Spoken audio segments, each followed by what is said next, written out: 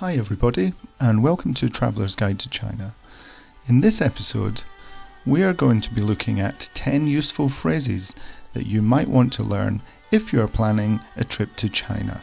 China is one of the largest and oldest countries in the world, and it's a fascinating place to visit. And if you do go there, it's good to have a bit of local language so you can communicate with people.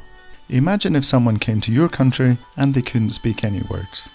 They'd find it very difficult. And in China, a large number of people don't speak any English at all. So learning a few words and phrases is bound to be useful. The first one, of course, is hello. And to say hello in Chinese, it's ni hao. Ni hao. Literally translated, it means you good. Notice above the I and above the A are circumflex shapes. These denote the tone you must say when you're speaking. It goes down and then up. Ni and hao. Although actually when two of these tones are together, the first one becomes more of just an upwards tone. Ni hao. This really is the first and most important thing that you should learn if you're going to a foreign country. So you can say hello to people and understand when people are saying hello to you. So everywhere you go, you can say ni hao to people. I'm not going to include how are you, because although in Western countries we often use how are you as a greeting, in China they don't tend to do that. They would only ask how are you if they're actually inquiring about someone's health. The next one I've got here is 谢谢, which means thank you. 谢谢. The more formal version is 谢谢你, although when I was in China, I rarely heard that form. Most people just say 谢谢. The first line is the simplified Chinese Hanse symbols. The second line is the pinyin, and this is almost like a translation of the Chinese symbols into a romanized form. But here the letter X is pronounced halfway between S and Sh. So, S. And the tone on the E is downwards. So it's going xie, xie. Xie, xie. Next we have a very important phrase.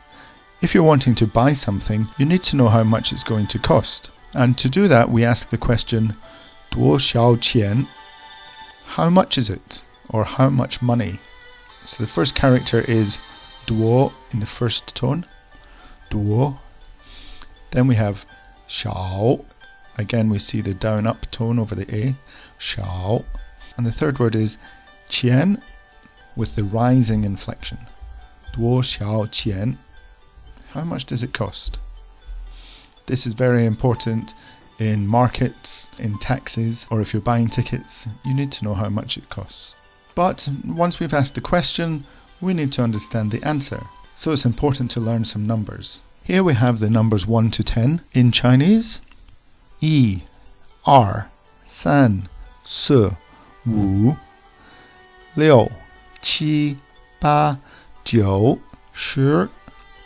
And you might also need to know 0, which is ling, 100, which is bai, and 1000, which is qian. And here we see the symbol for yuan, which is Chinese money. The official name is RMB or renminbi, but usually people will say yuan. I think it's a bit like pounds and sterling. So most people would say 10 pounds, but the official name of the currency is sterling. So in China, most people would describe it as yuan, but officially it's RMB. And to put all that together, if something cost 125 yuan, you would say 125 yuan. 125 yuan, which means 100,210.5 yuan. And that shows you how the numbers are put together. So instead of 25, we say 210.5. 25. So numbers in Chinese are very simple. There's no separate numbers for 11, 12, 13. You would just say 11, 10.1, 12, 10.2, 13, 10.3, and so on. Now, having heard the price, we might disagree with that. We might want to say that's too expensive. This is another very useful phrase. 太贵了,太贵了, which just means that's too expensive. So if you're in the market and you want to buy some fruit or some souvenirs, you ask how much is it, 多少钱, and they give you a price, 125 yuan, and you think this is far too much to pay, 太贵了. In places like markets and souvenir shops, you can often haggle with the price. Maybe they'll offer you a new lower price, or maybe you'll just walk away and find somewhere cheaper. But either way, if you want to express that the price is too high, say 太贵了. Next, it's useful to learn subway station. China is building new subway lines and stations all across the country all the time.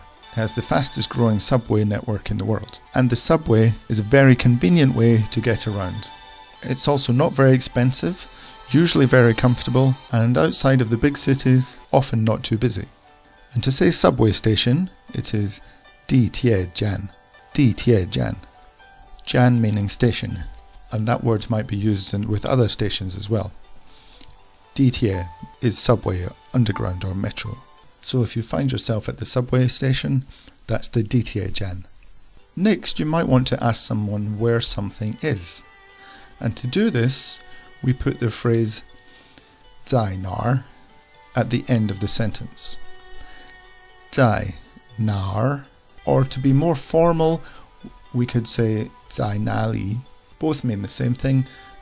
They both mean where. So if we combine this with the previous phrase, we can ask where is the subway station? 地铁站在哪儿? This phrase could be useful if you have the name of your hotel on a card. You can show it to someone and say 在哪儿, or you might know the name of a road you're looking for, or the name of a landmark. Just say the name and then 在哪儿, and you're asking where it is. The next phrase I have is 我爱中国. 我爱中国, which means I love China.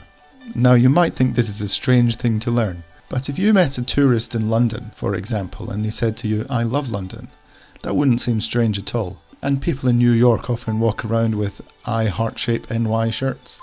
So if you're having a great time in China, you might want to tell the locals 我爱中国. I'm sure the Chinese people would be very happy to hear that opinion. Next, now, this is one that I used a lot when I was in China, because I can't eat spicy food, and that is 不辣的.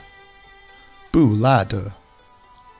This means no spice, or I don't want spicy food. From my experience, Chinese food is often extremely spicy, and even if they say it's not spicy, it's still spicy.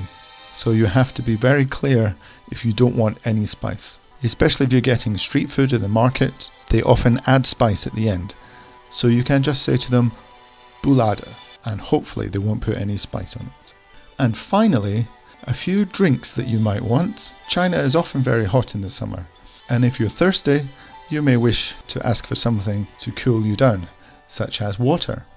水, 水, water. Or perhaps you fancy a cup of tea. 茶, 茶. Of course, there are many kinds of tea in China, and drinking tea is a Chinese tradition and an activity in itself. Or perhaps you'd prefer a coffee. Cafe, cafe is coffee. Or if you fancy something even colder, perhaps you'd like an ice cream.